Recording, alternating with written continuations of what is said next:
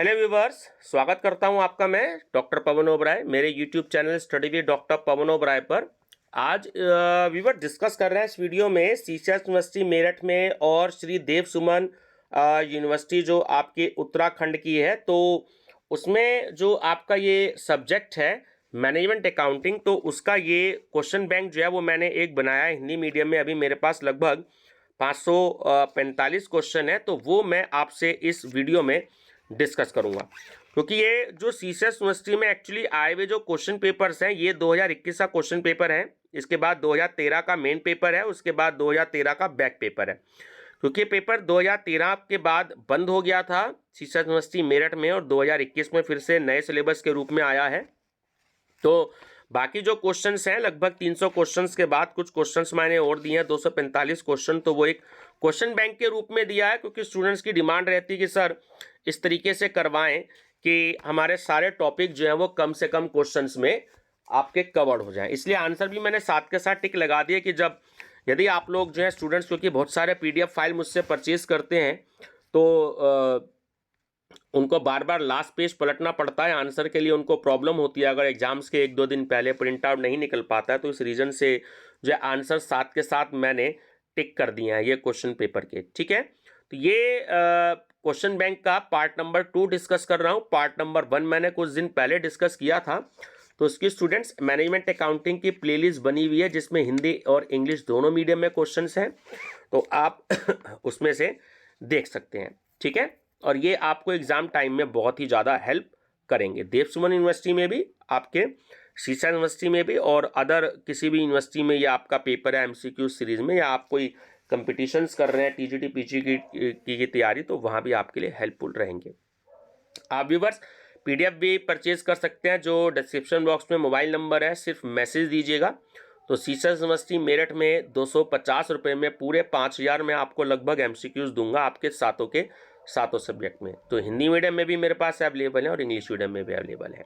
चलिए डिस्कस करते हैं क्वेश्चन नंबर 84। ठीक है, 83 तक मैं पार्ट 1 में डिस्कस कर चुका हूं। सामान्य संचय में हस्तांतरण किस विधि का भाग है? तो वो है आपकी संचालन गतिविधि का। यदि कुल विक्रय टोटल सेल्स आपकी 3,50,000 रुपये होती है, ओपनिंग डेटर्स आपके 65,000 हैं, क्लोजिंग डेटर्स आपके 88,000 हैं, तो आपकी जो कैश सेल्स होगी वो कितनी होगी? स्टूडेंट्स मैंने आंसर टिक लगा रखी हैं, आप मेरी प्लेलिस्ट विजिट कर सकते हैं मैनेजमेंट अकाउंटिंग, उसमें मैंने न्यूमेरिकल सॉल्व करने सिखा रखे हैं, ब्रेक इवन पॉइंट के भी हैं, रेशियो एनालिसिस के भी हैं, और आपके स्टैंडर्ड कॉस्टिंग के भी हैं, मटेरियल वेरिएंसेस के, तो आप उसमें देख सकते हैं। यहाँ पर मैं वीडियो बहुत ज़्यादा बड़ी हो जाएगी, मैंने सिर्फ आंसर ही दिए हैं। तो आंसर है आपका 3,73,000।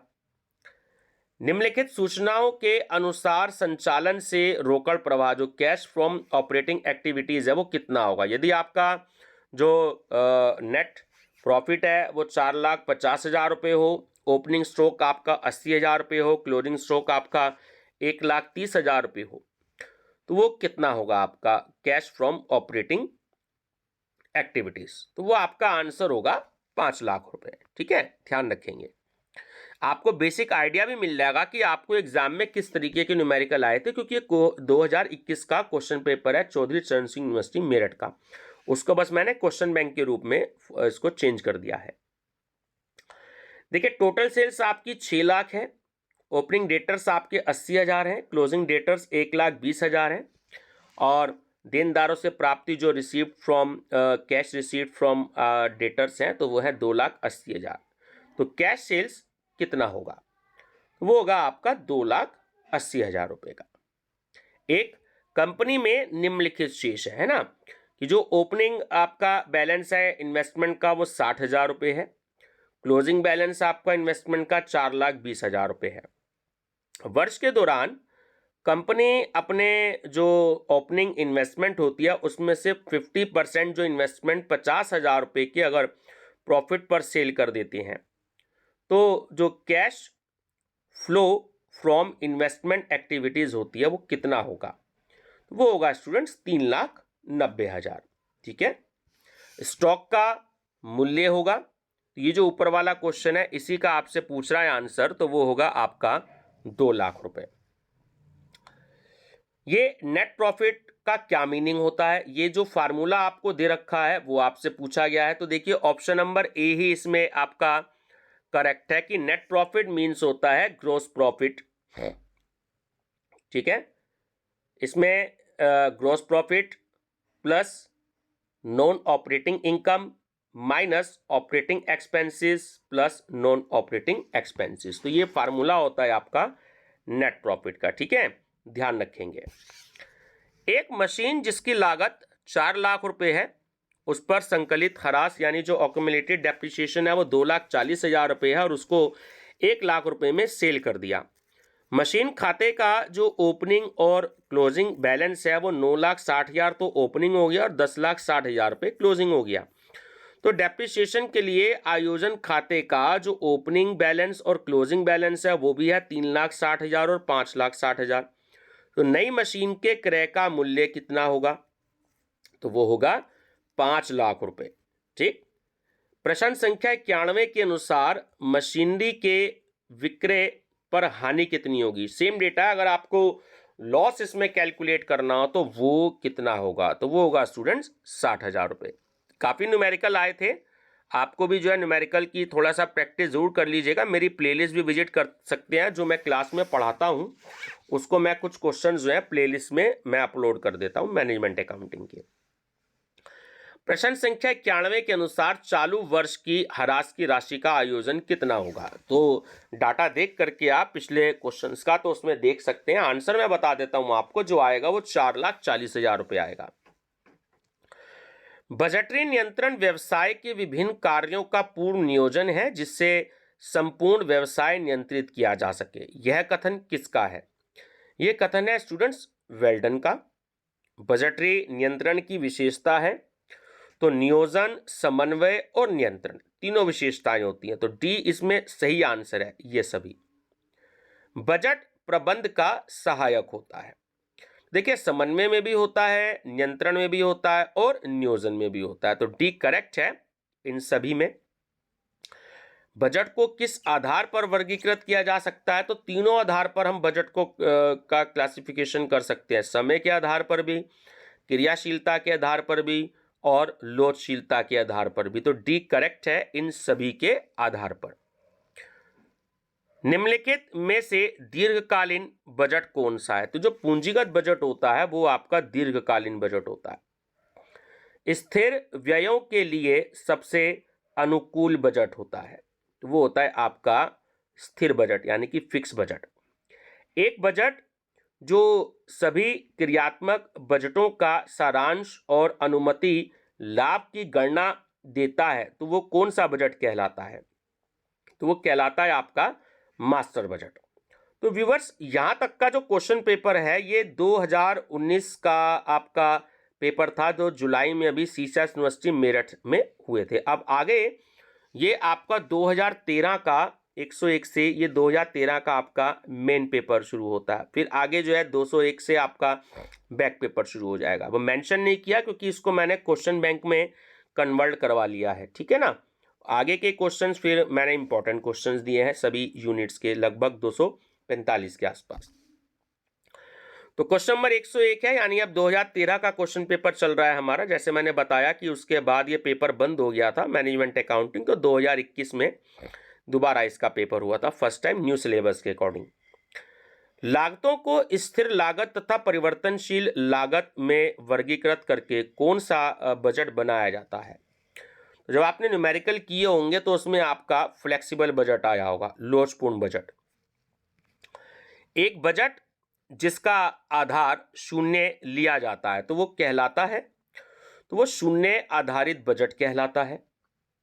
रोकड़ बजट आधारित है, देखिए भविष्य के प्रदर्शन पर आधारित होता है। रोकड़ की उपलब्धता ऋण लेने की आवश्यकता को निश्चित करने के लिए कौन सा बजट अपनाया जाता है? तो इसमें रोकड़ बजट बनाया जाता है। ठीक है, ध्यान रखेंगे। बजटरी नियंत्रण विभाग का प्रमुख होता है, तो वो होता है बजट नियंत्रक।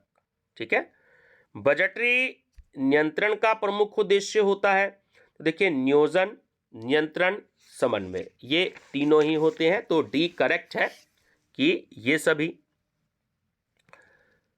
शून्य आधारित बजट को प्रथम बार किसने विकसित किया था? तो जिमी कार्टर ने। ठीक है, ध्यान रखेंगे, ये बहुत इंपॉर्टेंट क्वेश्चन है। चालू बजट किस अवधि हेतु तैयार किया जाता है? एक वर्ष से कम के लिए जो होते हैं ये चालू बजट तैयार किए जाते हैं। रोकड़ बजट तैयार किया जाता है क्योंकि यह तैयार करना ये रोकड़ बजट में सहायक होते हैं। लागत को स्थिर और परिवर्तनशील में वर्गीकृत करके किस बजट को तैयार करने के लिए किया जाता है? देखिए, आपने अगर फिर ये क्वेश्चन रिपीट हो गया है, तो जब भी आपने फ्लेक्सिबल बजट किया होगा तो उसमें फिक्स्ड एक्सपेंसेस और वेरिएबल एक्सपेंसेस आपने सॉल्व किए होंगे, तो वो फ्लेक्सिबल बजट में ही होते हैं। रोकड़ बजट तैयार करते समय विक्रय कमीशन दिखाया जाता है, सीधी सी बात है, भुगतान में दिखाया जाता है। एक तरफ रिसीप्ट्स होती है और एक तरफ पेमेंट्स होती है, तो भुगतान में यानी कि पेमेंट्स में दिखाया जाता है। रोकड़ बजट तैयार करते समय प्रारंभिक रोकड़ शेष को माना जाता है, यानी ओपनिंग बैलेंस। जैसे आप क्वेश्चन को स्टार्ट करते हैं तो वो रोकड़ प्राप्ति यानी जो कैश रिसीप्ट्स होती है वहां पर इसको माना जाता है। बजटरी नियंत्रण और प्रमाप लागत विधि है। तो बजटरी कंट्रोल और जो आपकी स्टैंडर्ड कॉस्टिंग होती है वो दोनों एक दूसरे से संबंधित होती है। बी ऑप्शन इसमें करेक्ट है। लोचपूर्ण बजट तैयार करने में लागतों को वर्गीकृत किया जाता है। फिर से देखिए, क्वेश्चन घुमा करके दे दिया है।